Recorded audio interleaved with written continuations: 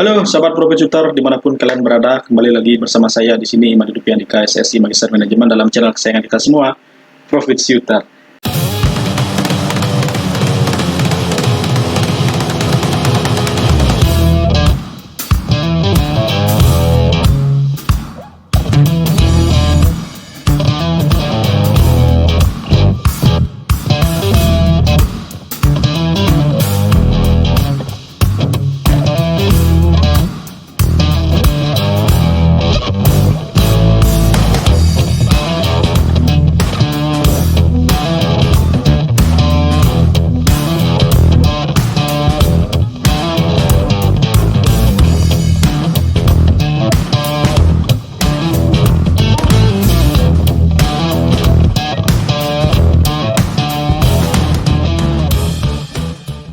Ya, jadi dalam video kali ini saya akan melanjutkan video saya yang part pertama, yaitu analisa singkat, ulasan sederhana secara simpel aja.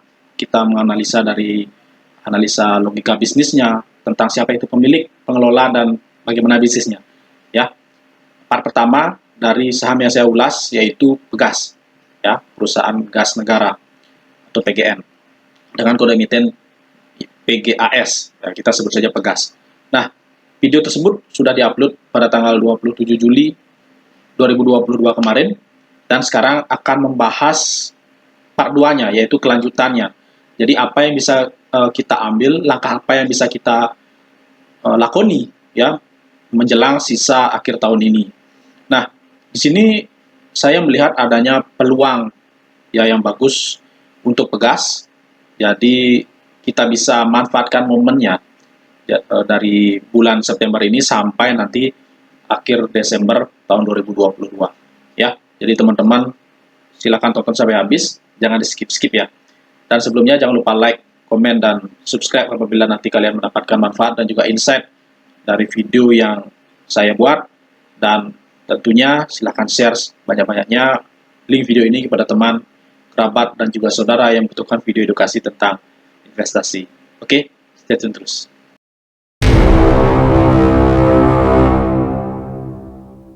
Nah, baik, tadi sudah saya sebutkan bahwa Pegas ini ada momen ya, momen untuk bisa kita manfaatkan sampai akhir Desember 2022. Nah, jadi kenapa? Karena Desember ya, mendekati Januari itu ya. Jadi akhir tahun itu biasanya lekat dengan momen Windows dressing. Ya, jadi Windows dressing itu kan secara kasar itu artinya mempoles laporan keuangan agar menjadi cantik, baik itu bagi publik, biasanya sih untuk publik ya, karena dari biasanya juga ini dari perintah manajemen ya, karena untuk publik itu supaya bagus. Karena memang bagi akhir tahun itu biasanya akan ada euforia Windows dressing, di mana tutup buku akhir tahun ini merupakan momen yang bagus untuk dipoles laporan keuangannya agar kinerja perusahaan itu menjadi seakan-akan ciamik. Nah, ini juga tidak serta-merta langsung bisa mempengaruhi harga saham ya. Jadi karena memang ini sudah berulang-ulang ya, jadi terus berlangsung hampir setiap tahun ya. Jadi memang semakin kesini efeknya semakin tidak terasa, tapi tetap bisa kita cermati untuk peluang apa yang bisa kita ambil ya menjelang akhir tahun itu yang namanya Windows dressing. Nah, jadi peluang yang dimaksud di sini adalah kita bisa melakukan trading ya, trading di gas sampai akhir tahun 2022. Kenapa? Karena balik lagi laporan keuangannya kuartal keempat ya, atau laporan keuangan akhir atau end year 2022 itu akan cenderung bagus. Kenapa? Karena kita juga bisa melihat dari kuartal pertama ya. Jadi ini seperti yang saya sudah sebutkan sebelumnya, Windows dressing ini tidak serta-merta kita bisa jadikan acuan ya, karena memang sudah berlangsung dari dulu ya. Semakin lama kan akan terasa semakin berkurang efeknya. Nah, jadi yang bisa kita cermati adalah selain Windows dressing tadi ya, meskipun efeknya sudah semakin berkurang, tapi bisa kita jadikan pedoman sedikit. Tetapi yang lebih masuk akal di sini adalah jika kita melihat dari chartnya ya, dari chartnya year to date-nya. Kenapa? Karena kalau kita membeli perusahaan ya, atau kita membeli saham atau perusahaan ya, jadi kita beli saham kan adalah beli perusahaan di menjelang akhir tahun ya, itu sebaiknya kita lihat dari year to date-nya. Karena dari chart year to date kita bisa mendapatkan keseluruhan cerita. Jadi bagaimana kinerja perusahaan ini ya dari awal tahun sampai September ini. Ya, kita baru mau akan beli saham bekas di bulan September, kita bisa telisik ceritanya dengan melihat chart dari bulan Januari ya, atau year to date-nya. Nah, seperti apa yang dimaksud? Jadi kalau teman-teman bisa lihat ya, chart dari Pegas itu year to date, itu sebenarnya harganya ada di range kisaran 1275 ya sampai 1300-an ya, hampir 1400-an. Itu dari bulan Januari sampai bulan Mei. Nah, berarti Januari sampai bulan Mei itu harganya sepertinya konsolidasi dari 1975 sampai 1400 ya, 1400.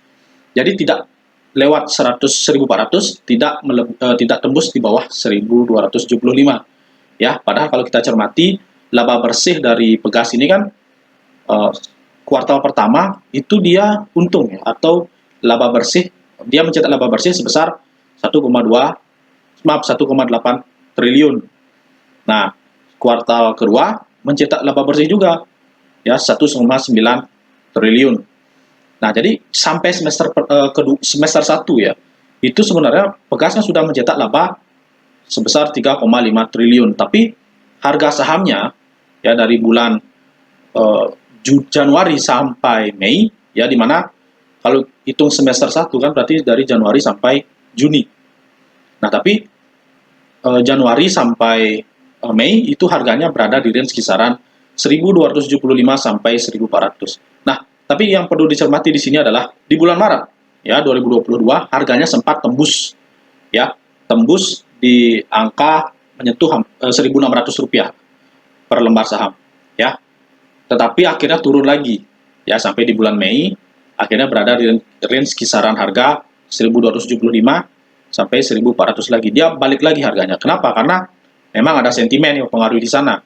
Ya, bisa teman-teman cermati di bulan Maret. Ya, di bulan Maret itu ada berita bahwa laba bersih dari Pegas itu akhirnya melonjak. Artinya melonjak itu berbalik dari tahun 2020 yang dimana dia mencetak rugi bersih. Kemudian di 2021 mencetak untung ya, atau mencetak laba itu sebesar 4,3 triliun ya.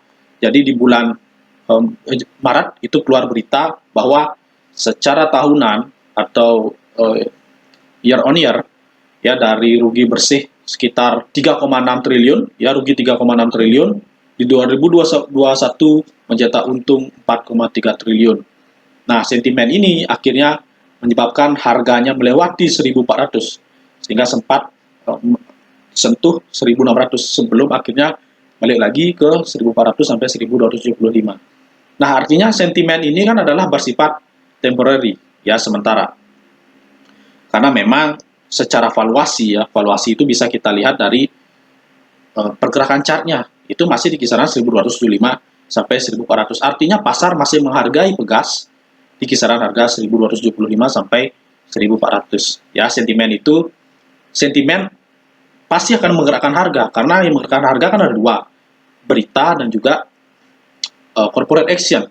Nah, berita dan corporate action ini merupakan sentimen ya yang bisa menggerakkan harga. Nah, tadi bulan Maret tembus 1600, akhirnya balik lagi ke 1400 sampai 1275 sampai bulan Mei. Nah, kenapa? Karena tadi beritanya 2021 berbalik dari rugi bersih menjadi untung bersih 4,3 triliun. Dan ternyata memang Pegas melanjutkan tren positifnya. Ya, karena memang perusahaan ini sudah mulai untung. Akhirnya kejadian di kuartal pertama 2022 untung 1,8 triliun, kuartal kedua untung 1,9 triliun. Ya, karena memang sudah diprediksi, akhirnya yang harga balik lagi ke valuasi awal. Ya, ke pergerakan awal. Nah, akhirnya di bulan di bulan Mei, tepatnya di tanggal 24 ya Mei, harga dari Pegas melewati 1.600 ya, melonjak, akhirnya membentuk keseimbangan baru, harga keseimbangan baru di range harga 1.600 sampai 1.800 ya. Ada di kisaran harga 1.600 sampai 1.800 dari bulan Mei sampai sekarang di bulan Juli. Nah, tutup buku laporan keuangan kuartal ketiga 2022 itu kan di bulan September. Ya. Tadi dari bulan Juni sampai bulan September ya sekarang itu berada di range kisaran harga baru yaitu 1.600 sampai 1.800 ya. Bisa teman-teman lihat chartnya, itu seperti memang konsolidasi, untuk harga konsolidasi, padahal laba bersih itu mereka masih mencetak laba bersih loh. Semester 1 mencetak laba bersih 3,5 triliun. Nah, ini juga kenapa tidak bisa nembus 1.800 ya, memang karena saat ini Pegas sedang dihadapkan dengan dua berita yang kurang mengenakan, yaitu adanya dugaan korupsi ya di anak usahanya Pegas, yaitu Pegas Solution, dan juga adanya gugatan dari 3 perusahaan yang menggugat Pegas Solution juga karena dianggap belum membayar hutang kepada 3 perusahaan ini. Nah, tetapi tidak cukup juga sentimen negatif tadi untuk membuat harga turun di bawah Rp1.600. Nah, di mana nanti kuartal ketiga laporan keuangan bulan September ya, tutup bukunya, kita mungkin bisa terima di antara bulan November ya, Oktober atau November, dan harga tidak turun di bawah 1.600 ya, tidak juga melebihi 1.800. Nah, dengan bulan September yang akan berakhir kurang dari 1 minggu lagi, lanjut ke laporan keuangan kuartal keempat 2022. Nah, tentunya ini bisa menjadi peluang kita untuk kita bertrading ya, trading jangka pendek. Jadi 1-3 bulan kita bisa ambil peluang untuk kita bertrading, karena memang ini pergerakan harga dari Pegas ini dia anti gravitasi ya, sedang dalam tren positif, laba dari usaha dia terus mencetak untung, kemudian juga harga bergerak di kisaran harga 1.600 sampai 1.800. Jadi relatif aman untuk kita bertrading di Pegas. Nah, jadi dengan adanya bulan September akan berakhir kurang dari 1 minggu lagi, dan harga belum bergerak ya, karena biasanya kan harga itu bergerak mendahului sebelum laporan keuangan keluar. Jadi biasanya harga itu bergerak duluan sebelum beritanya rilis. Berita laba bersih ini yang merupakan data masa lalu, jadi harganya kan pasti akan bereaksi duluan. Tapi di sini bulan September, yang dimana ini merupakan tutup buku laporan keuangan ketiga, laporan keuangan kuartal ketiga, harga belum menembus di bawah 1.600 dan tembus di atas 1.800. Ini mengindikasikan bahwa kuartal ketiga itu mirip dengan kuartal pertama dan kuartal kedua 2022, masih mencetak untung. Dan nanti juga kuartal keempat kemungkinan besar masih akan melanjutkan tren positif mencetak laba bersih. Ya, jadi kecil kemungkinannya dia tembus 1.800 kecuali nanti ada sentimen negatif lagi. Ya, seperti diketahui tadi ada 2 sentimen negatif, korupsi di anak perusahaan Pegas Solution, yang dimana ini masuk tahap penyidikan, ya baru tahap penyidikan, dan kemudian gugatan dari 3 perusahaan pada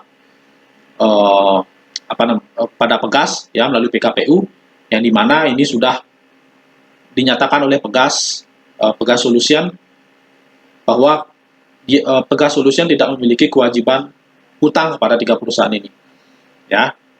Jadi harga masih bergerak di kisaran harga 1.600 sampai 1.800, dan ini relatif aman bagi kita untuk trading di sana.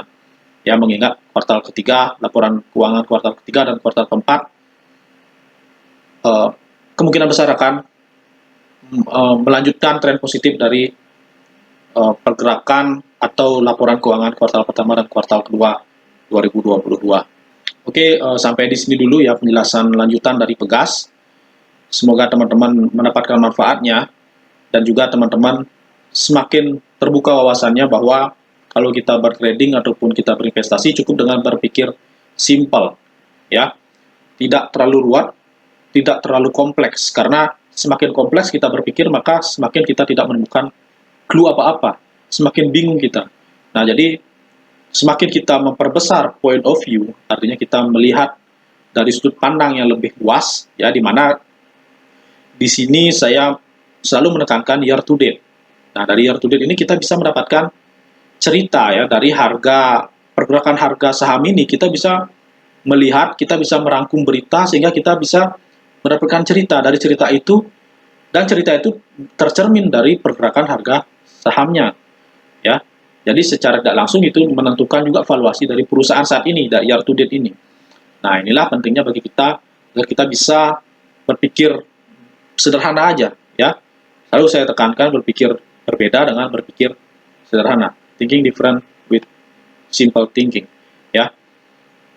Semoga teman-teman mendapatkan manfaat dan jangan lupa nyalakan lonceng dan belnya agar teman-teman menjadi yang pertama untuk mendapatkan info terbaru dan update-update menarik seputar video atau edukasi seputar trading dan juga investasi. Oke, saya Imadi Deviandika, SSC Magister Manajemen, mohon undur diri. See you on the next video. Bye.